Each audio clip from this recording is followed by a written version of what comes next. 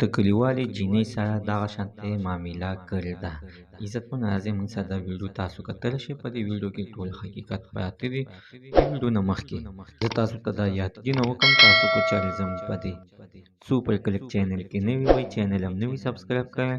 مهرباني وکړئ تاسو زموږ د سوپر کلیک چینل د سره سبسکرایب کړئ، خوا کې سره د ټلۍ نشان چې هر یوه نوې معلوماتي ویډیو تاسو ته په اسانۍ باندې در هغه شیخ عزتمنه چې دی نو ډېره ناروا کار کړی دی د دغه خپلې ګاونډۍ جینۍ سره.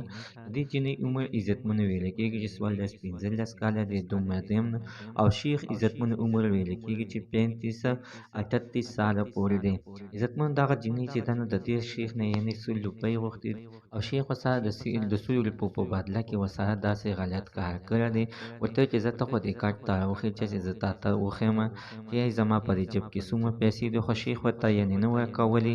خو دې جینۍ تېنه جب ته ورته لاس کړو او پیسې تېنه رااخیستې. نو شیخ سمدستي د لاسه رانیولې ده او شیخ سمدستي دغه جینۍ کټ ته رانږدې کړې ده او بیا ورسره هغه معامله کړې ده چې عزتمنو جینۍ ډېرې چغې هم وهلې دي، خو بیا هم یعنې دې شیخ نه ده پرېښې. ځکه عزتمن چې خلک کله چې په چا باندې دا شهوت ډېر زر سخت سیوا شي نو ده باندې مکمل سترګې پټې شي چې ایا زه یعنې څه کوم، ایا زه ښه کوم که بد کوم. خو عزتمن په ناروا ورځ باندې دې شیخ عزتمن دغه جینۍ ځان ته نږدې کړې ده چې کله ښه فارغ شوی دی بیا اخره کې جینۍ هم شوقي راغلې ده. جینۍ هم عزتمنو بیا په شیخ باندې یعنې ځان وسپاره، خو شیخ دغه ټایم کې عزتمنو یعنې سوړ شوی و، یعنې یخ شوی. د هغې نه بعد بیا یعنې شیخ جینۍ ته ویل چې ځه که نه. جینۍ تېنه نه تلله.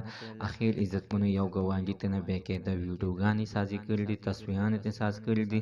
دغه چې چا تېنه تصویران ایستې دي او ویډیوګانې تېنه سازي کړي دي نو هغه خلک هم دې جینۍ سره یعنې بې معامله کړې ده په دغې باندې چې زه به دا ویډیوګانې یعنې خلکو ته وښیم.